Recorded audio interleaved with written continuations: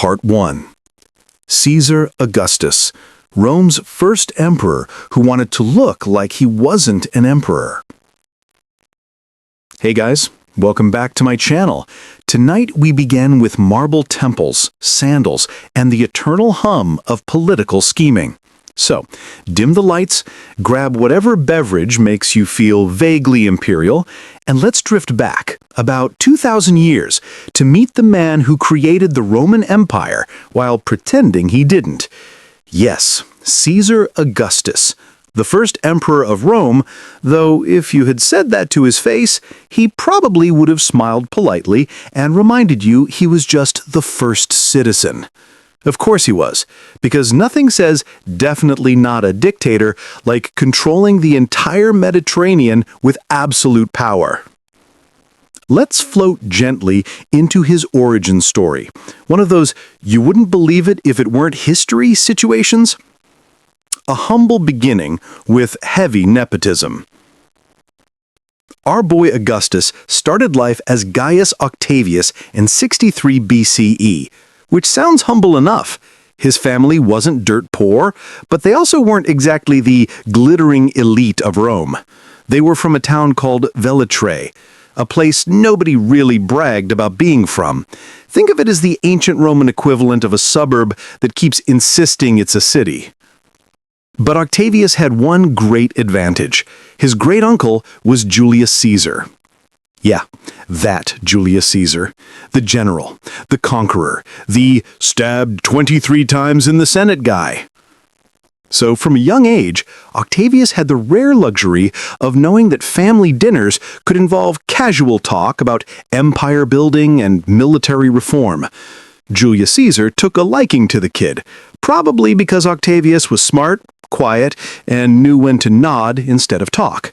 He saw in him something he didn't see in his own contemporaries: patience. And then, of course, Caesar got assassinated. Classic Rome. Surprise! You're my heir! After Caesar's dramatic exit from life, complete with the toga stabbing ensemble, everyone in Rome expected chaos. And they got it. But the real twist came when Caesar's will was opened. Turns out he had adopted his teenage great-nephew, Octavius, as his son and heir. Imagine being a 19-year-old who just found out you've inherited the most powerful name in the Republic and about a third of Caesar's fortune. That's a lot of pressure. And also a lot of money. Most people thought the boy would get eaten alive by Caesar's enemies. After all, this was Rome.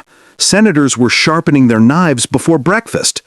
But Octavius was annoyingly competent. He immediately realized that if he wanted to survive, he had to act like Caesar, just less murdery. Rome's mood, we're fine. Everything's fine.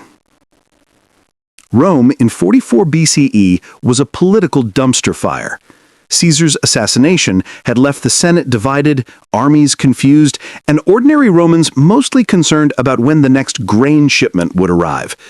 Two big political beasts emerged: Mark Antony, Caesar's right-hand man and walking charisma machine, and Marcus Lepidus, who was kind of there because someone had to be third. And then there was little Octavius, the unassuming college-age hero with no military experience and a quiet obsession with control. The Senate didn't take him seriously, which of course was a mistake, because while everyone else was busy shouting in the forum, Octavius was busy recruiting Caesar's veterans, reminding them that their old boss had named him as his successor. Money talks, and inheritance money practically screams. By 43 BCE, the teenager had raised an army. Not bad for a kid who still technically needed a chaperone to attend Senate meetings. The triumvirate, 3, is a political crowd. Eventually, Mark Antony, Lepidus, and Octavius realized that if they didn't work together, Rome would chew them all up. So they formed something called the Second Triumvirate. Basically, a legalized dictatorship split 3 ways. Their job? To restore order. translation, hunt down Caesar's assassins and seize control of Rome. They did both with ruthless efficiency. The assassins, like Brutus and Cassius, ended up either dead or very, very regretful. The triumvirates divided the empire among themselves, and for a brief moment, it looked like peace might be possible. Of course, it wasn't. Mark Antony and Octavius couldn't stand each other. Antony saw himself as the true heir to Caesar's charisma. Octavius saw Antony as an irresponsible drama king who spent too much time in Egypt with a certain someone named Cleopatra. Because yes, this is that story. Cleopatra enters stage left, and Rome loses its mind. Let's pause for a moment.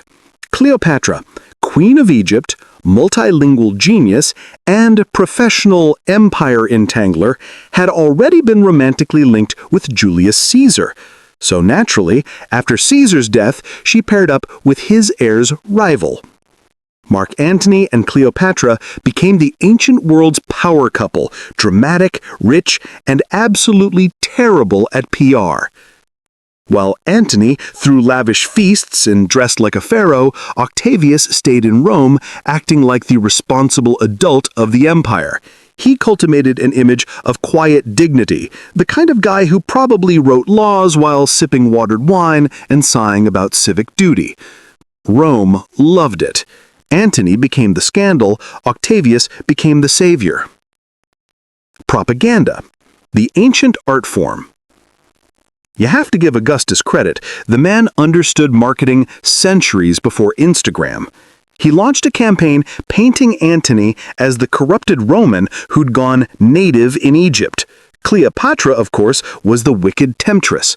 Rome's senators ate it up, and suddenly Octavius had the moral high ground. By 31 BCE, things exploded into a civil war. The decisive battle took place at Actium, where Octavius's forces crushed Antony and Cleopatra's fleet. Antony and Cleopatra did the dramatic thing. They both committed suicide, and Octavius emerged as the sole ruler of Rome. But here's the interesting part. Instead of crowning himself king, which was political suicide in Rome, he played it cool. He accepted titles that sounded humble but meant absolute control. "Not an emperor," he said, while being the emperor. Rome bought it. And just like that, democracy died to the sound of polite applause. Building Rome 2.0. Augustus didn't just seize power, he reinvented the empire. He fixed the tax system, created a professional standing army, and even established a postal service, because nothing says stability like reliable mail. He also went on a construction spree, famously saying, "I found Rome a city of brick and left it a city of marble," which is true, though he also left it full of marble statues of himself. Augustus understood symbolism. Every temple, every monument, every coin reminded Romans who had brought peace, and after decades of civil war, they were happy to believe it.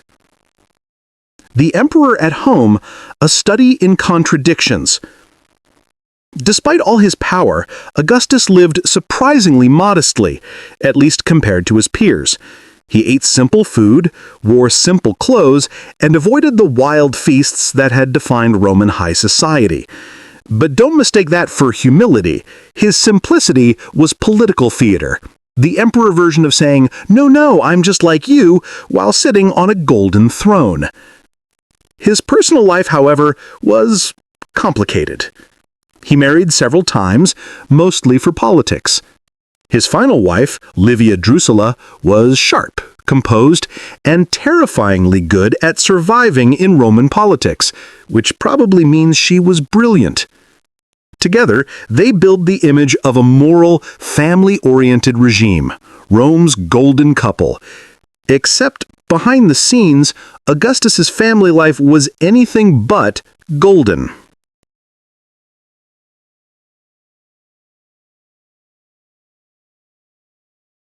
Part 2. The Scandalous Family of Augustus. power, paranoia, and exile. Welcome back, sleepy travelers of time. When we last left our marble-scented tale, Augustus had done the impossible. He turned the chaos of the Roman Republic into something resembling peace. The man had absolute power, perfect propaganda, and a carefully curated image of moral virtue. But, as we're about to discover, the true battlefield of Augustus's life wasn't the Senate or the legions, it was his family. Because nothing tests an emperor's patience quite like trying to control his relatives. The imperial family, a political soap opera. Let's set the stage. Augustus, despite all his godlike control over Rome, could not escape the universal human curse, family drama. His household was less model Roman family and more dynastic minefield. First, there was Livia Drusilla, his wife. She entered Augustus's life while she was still pregnant with another man's child. He divorced his current wife and married her anyway, because apparently patience was for peasants. Their union became the cornerstone of Roman respectability, outwardly perfect, inwardly complex. Livia was no ordinary spouse. She was intelligent, calculating, and one of the most politically aware women in Roman history. She had opinions, subtle ones of course, about who should inherit Augustus's empire, and she wasn't above a little behind-the-scenes influence to make sure her chosen heirs stayed alive long enough to matter. But Augustus had a problem. Actually, several problems, all named potential heirs. The heir problem. Everyone keeps dying. Augustus had no biological sons. He did, however, have a daughter from a previous marriage, Julia the Elder, who became one of history's most unfortunate aristocrats. In the ancient world, daughters weren't seen as political players in their own right. They were dynastic glue. And poor Julia was used exactly that way. Her marriages were all business, literally arranged to secure succession. Her first husband was Marcus Marcellus, Augustus's nephew, young, charming, and promising. So, of course, he died suddenly at age 21. Some whispered poison, others said bad luck. Rome, being Rome, enjoyed both explanations equally. Next, Augustus married Julia off to Marcus Agrippa, his best friend and most trusted general. He was older, competent, and the kind of man who could build aqueducts in his sleep. Together, they had 5 children, a solid start for imperial succession planning. For a moment, it looked like everything was finally stable. But then, Agrippa died too. Because naturally, nobody in Augustus's orbit could live past middle age without suspicious timing. The grandsons. Hope, then heartbreak. Augustus now pinned his hopes on Gaius and Lucius Caesar. He adopted them both, promoted them heavily, and made sure every statue, coin, and public ceremony featured their young, promising faces. They were the future of the empire, the golden heirs of Augustus's legacy. Except Rome's future apparently had other plans. Lucius died at age 19. Gaius followed a few years later at 23. Both deaths were natural, supposedly. But the timing was again inconveniently perfect for certain people. And by certain people, we mean Livia, whose own son from her previous marriage, Tiberius, was still hanging around, waiting patiently in the political background. You can see where this is going. Enter Tiberius, the reluctant stepson. Tiberius was, on paper, a great candidate for emperor. He was an experienced general, disciplined, intelligent, and, crucially, alive. But Augustus never really liked him. Tiberius was gloomy, socially awkward, and preferred solitude over Senate speeches. He had none of the sparkle that Augustus wanted in a successor.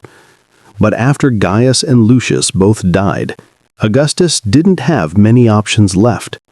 So, with the enthusiasm of a man choosing between two bad meal options, Augustus adopted Tiberius in 4 CE and made him heir. There was one catch. Augustus forced Tiberius to adopt Germanicus, his own nephew, to keep the bloodline more acceptable. Because nothing says family bonding like legally adopting your nephew to appease your stepfather's political sense of aesthetics. Julia the Elder, from golden girl to public scandal. Meanwhile, Julia, remember her, the daughter sacrificed to dynastic ambition, was not doing well. She had fulfilled every duty Augustus had thrown her way, married who she was told to, produced heirs on command, and smiled through it all. But under the surface, Julia had grown tired of playing the perfect Roman woman. So she started having fun. Too much fun. In a city obsessed with moral purity, thanks to Augustus's new family values laws, Julia's rumored affairs became the talk of Rome. Her behavior wasn't just embarrassing, it was politically radioactive. When the rumors reached Augustus, he snapped. He, the champion of Roman virtue, couldn't let his own daughter undermine his carefully crafted image of moral authority. So, he did what all loving fathers do. He banished her to a desolate island in the Tyrrhenian Sea, and there she stayed, cut off from her children and her former life until her health and spirit broke completely. A quiet tragedy behind the empire's marble facade. Augustus's image, virtue and control. Let's pause for a moment and appreciate the irony. Augustus had built his empire on the idea of restoring moral order.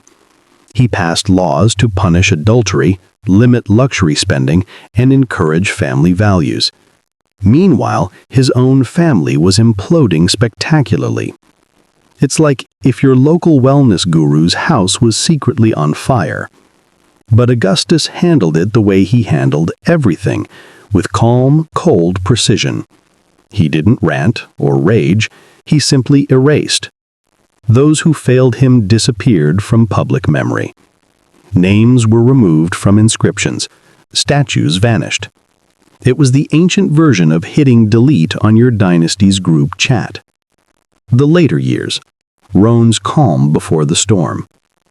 As Augustus aged, he became increasingly obsessed with appearances, both his own and Rome's. He commissioned endless statues of himself as a youthful, serene figure, even when he was well into his 70s. The man refused to age publicly. Every marble portrait showed him frozen in idealized perfection, the eternal first citizen. He also curated his legacy meticulously.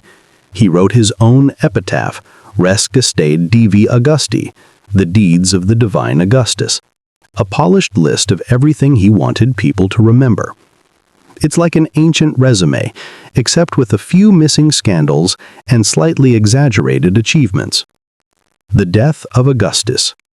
By 14 CE, Augustus was old, frail, and finally mortal. He spent his last years retreating from politics, letting Tiberius handle more and more of the empire's business. According to ancient sources, when death finally came, he faced it calmly. In his own villa at Nola. His last words reportedly were, "Did I play my part well? Then applaud as I exit." Theatrical to the end. He had ruled for more than 40 years, longer than any Roman before him, and transformed a crumbling republic into a stable, enduring empire. After his death, the Senate officially deified him. Augustus became Divus Augustus, the divine Augustus. Rome's first emperor was now a literal god. Because if you can't escape your family drama in life, you might as well ascend to Olympus and hope no one follows. Livia's quiet victory. And what of Livia, the ever-present shadow behind the throne? She outlived Augustus, naturally. Her son Tiberius became emperor, fulfilling the destiny she'd quietly nurtured for decades. Some say she poisoned Augustus to hurry things along. Others say she simply waited patiently, which in Roman politics was the deadlier skill. Either way, Livia ended up with exactly what she wanted, her bloodline sitting on the throne of Rome. She was later deified herself, although only after a few decades of Tiberius sulking about her influence. Family issues really do transcend time. Augustus's legacy: order, illusion, and empire. So, what do we make of Augustus, the man who created an empire while pretending to save a republic? He was a genius of optics, the master of doing everything autocratic while looking virtuous. Part 3. Tiberius, the paranoid emperor who never wanted the throne. Welcome back, weary time travelers. The lamps are low, the empire is quiet, and the air still smells faintly of marble dust and old ambition. Augustus is gone now. Divine, officially. Rome's god-emperor has left the stage, and the audience is waiting to see who comes next. The answer, unfortunately, is Tiberius. The man who didn't want the job, wasn't loved by anyone, and ruled the greatest empire on earth like a man perpetually stuck in a family reunion he couldn't leave. Let's drift into the uncomfortable calm of the early Roman Empire, where one man's paranoia reshaped an entire dynasty. The reluctant heir. When Augustus died in 14 CE, he left Rome in the hands of his stepson, Tiberius. Technically, everything was in order. The Senate confirmed him as princeps, the armies swore loyalty, and the public pretended to cheer. But deep down, everyone knew Tiberius wasn't Augustus. He didn't have his stepfather's charm or his calm authority. He was intelligent, yes, but brooding, the kind of man who could turn a dinner party into a funeral simply by being there. He'd been a soldier most of his life, leading campaigns in Germany and the Balkans. He understood logistics, discipline, and strategy. But ruling people, dealing with Senate speeches and endless flattery, that was torture. And to make things worse, he was constantly compared to Augustus, the golden god he could never live up to. So from day one, Tiberius ruled like someone being forced to babysit an empire he didn't ask for. Rome's awkward transition. Augustus's funeral was a masterpiece of political theater. His ashes were placed in a massive marble tomb, his achievements read out loud for hours, and statues of him dotted every public space. Meanwhile, Tiberius gave the world's least enthusiastic acceptance speech. He pretended to resist power, "Oh no, not me, I couldn't possibly," while everyone knew he'd been handed absolute control. But Rome had seen enough blood to prefer hypocrisy over honesty. So the Senate played along. They praised Tiberius for his reluctance to rule, which only made him seem more awkward. He wasn't the people's emperor, he was the empire's obligation. The ghost of Augustus. Imagine ruling a world where every wall, statue, and coin has your stepfather's face on it. That was Tiberius's daily life. Augustus had become a literal god, temples and all. His memory was everywhere, his policies still sacred, and his wife Livia, now the widow empress, still alive and very much involved. Livia acted like Rome's eternal mother figure. She called herself Augusta, wore veils of mourning for decades, and maintained a network of senators, priests, and aristocrats who all owed her favors. However, Tiberius saw her less as a comforting mother and more as a shadowy supervisor.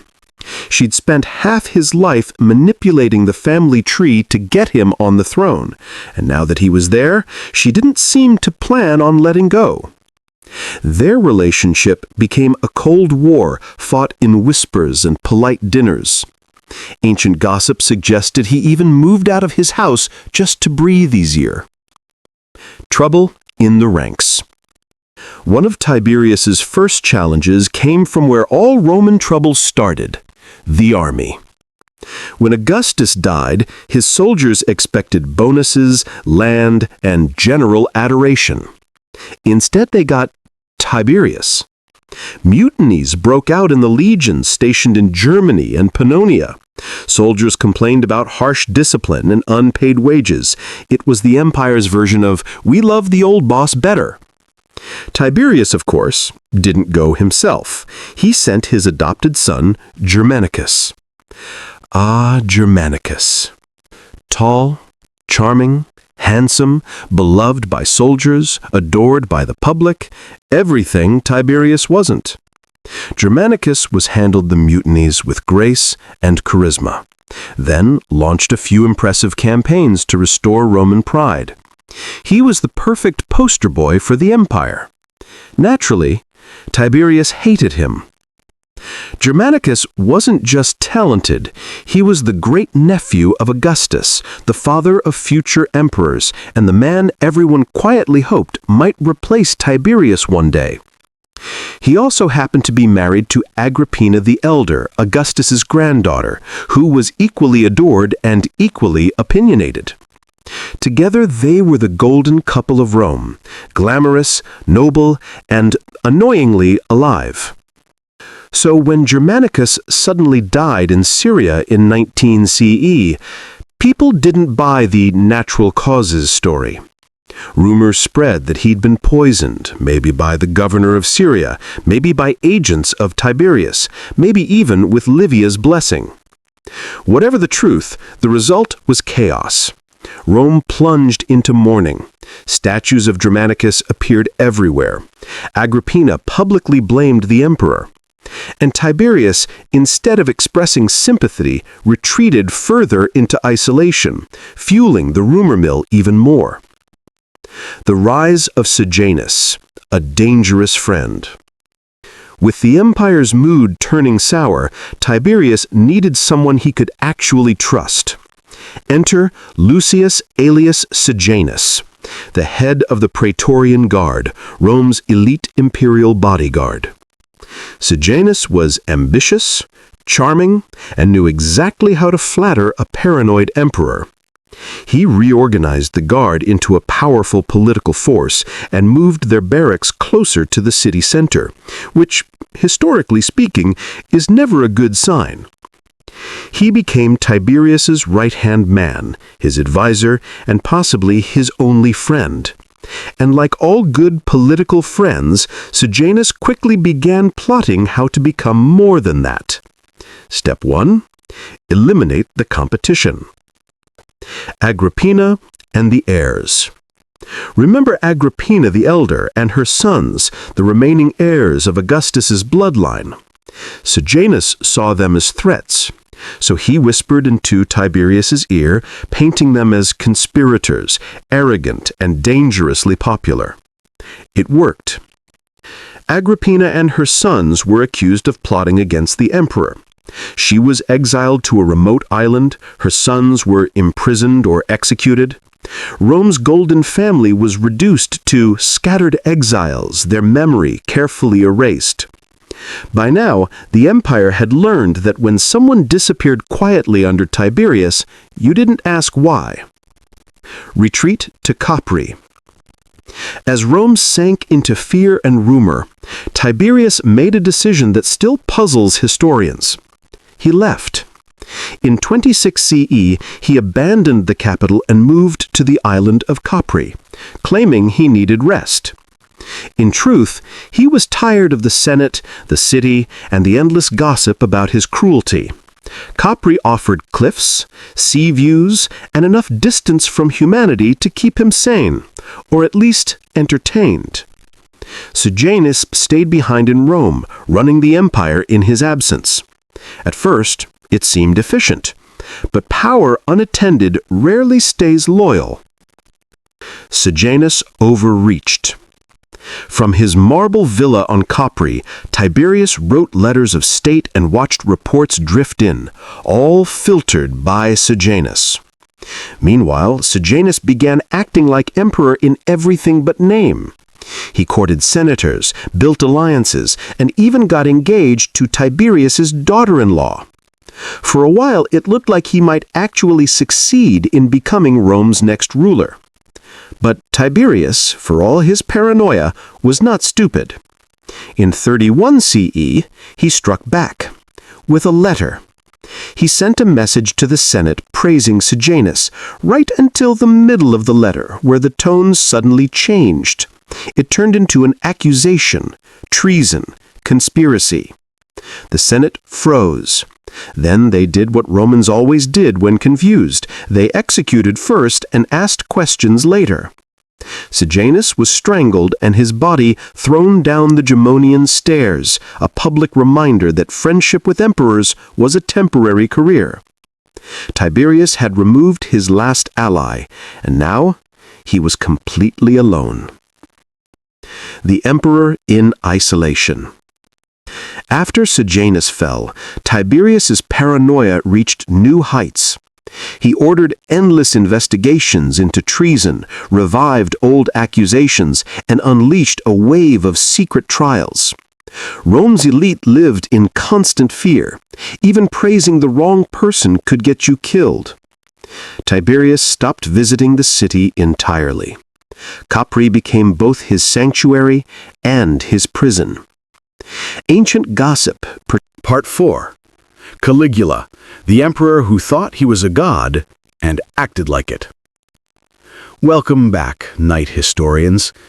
We've drifted through marble halls and family scandals, through paranoia, poison, and political theater. The old emperor Tiberius is finally gone, smothered by either fate or pillow, depending on which gossip you believe, and Rome is ready for someone new. Someone young, someone exciting, someone not completely traumatized by decades of imperial suspicion. Enter Gaius Julius Caesar Germanicus, better known by his childhood nickname, Caligula.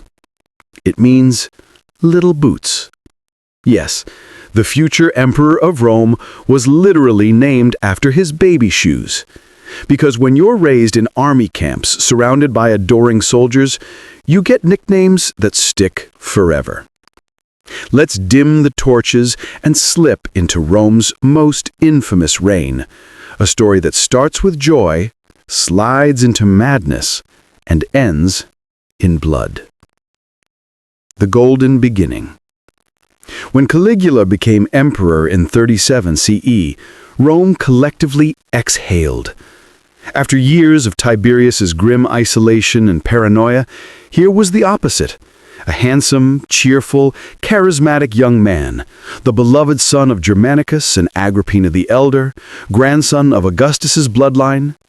He was everything Rome wanted: lineage, charm, and a famous smile. Crowds filled the streets shouting his name, temples lit candles, prisoners were released, even the Senate, normally allergic to enthusiasm, seemed genuinely relieved. For the first few months, it was like the empire was having a party.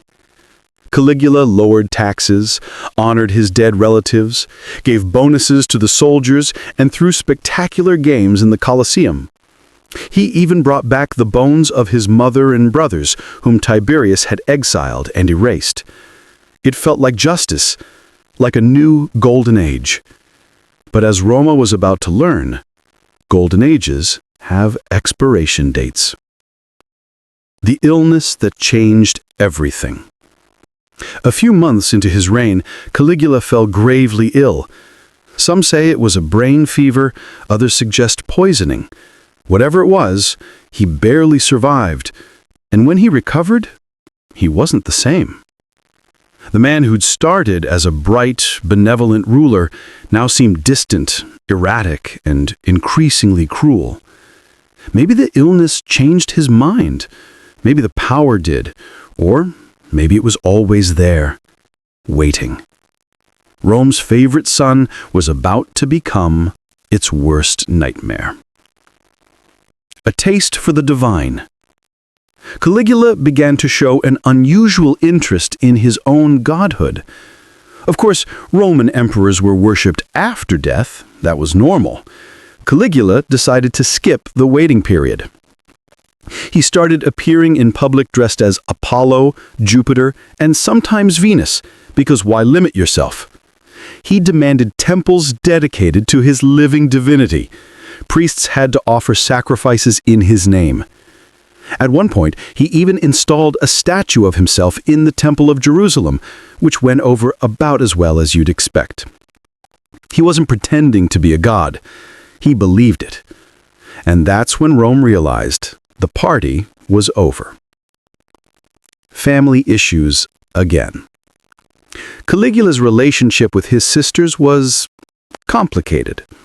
He had three: Drusilla, Agrippina the Younger, and Julia Livella, all daughters of Germanicus, all raised in the aftermath of imperial tragedy. He adored Drusilla especially. Ancient gossip claimed they were too close, a claim likely exaggerated by later historians with a taste for scandal. But what's certain is that when Drusilla died suddenly in 38 CE, Caligula was devastated. He ordered her deified, the first Roman woman to receive that honor. He made the Senate declare mourning across the empire. He even had her statues placed in temples alongside Venus. It was grief on a divine scale, and another sign that Caligula's grip on reality was dissolving. Money, or the lack thereof. Tiberius had left a massive treasury surplus. Caligula spent it all, spectacularly, in less than a year. He built new palaces, racetracks, gardens, and aqueducts. He hosted games that lasted for weeks, with free food, music, and animal shows. He loved extravagance like other people loved oxygen. But empires run on money, and Rome's coffers were soon empty. So Caligula got creative. He began auctioning off the lives and properties of rich citizens. He imposed taxes on lawsuits, marriages, and even public urinals. He would call wealthy senators to his palace, flatter them for an hour, and then confiscate their estates on invented charges. It wasn't governance. It was financial performance art. Caligula's humor. Now, Caligula considered himself funny. Unfortunately, his version of humor was niche. He enjoyed mocking senators, forcing them to run alongside his chariot in full toga, or forcing them to kiss his feet in front of the court. Once he invited a man to dinner, and burst out laughing and saying, "I could have you killed right now." Apparently, the table fell silent, because, well, he could. He also loved theater, but mostly when he was the star. He would interrupt plays to deliver spontaneous monologues or force actors to change scripts mid-performance to include his divine praises. The Roman elite started calling him the actor emperor, not as a compliment. And then there's the story everyone knows. Inchiditus, his favorite horse. According to ancient writers, Caligula loved Inchiditus so much that he built the animal a marble stable, fed it oats mixed with gold flakes, and even invited it to dine with him. He supposedly planned to make the horse a consul, the highest elected office in Rome, just to mock the Senate. Modern historians debate how literal that story is, but given Caligula's track record, it's hard to say it's impossible. If true, it was the ultimate insult to the political class, a reminder that their power meant less than the emperor's pet. The bridge and the sea. Caligula had one more great idea, to prove he could do what even the gods couldn't. Near the Bay of Baiae, he ordered ships lined up side by side across the water, creating a floating bridge over 2 miles long. Then, wearing Alexander the Great's armor, he galloped across it on horseback laughing the whole way. It was a glorious, expensive, pointless stunt. But that's Caligula in a nutshell. Power for spectacle's sake. Fear and paranoia.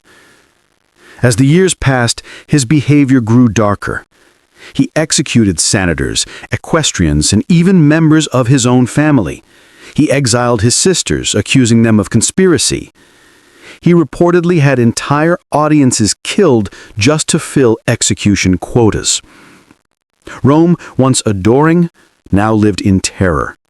The same crowds that had once cheered him in the streets now whispered in corners, hoping not to be noticed. But Caligula's world was shrinking. He trusted no one. His court became a theater of fear, actors, flatterers, and spies all pretending to laugh at his jokes. He was, in a sense, the tragic mirror of Tiberius, not the hermit emperor, but the one who needed constant applause to drown his loneliness. The final act. By 41 CE, Caligula had made enemies everywhere.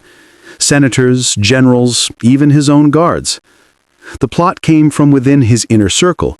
Cassius Caria, a Praetorian officer whom Caligula had mocked repeatedly for his soft voice.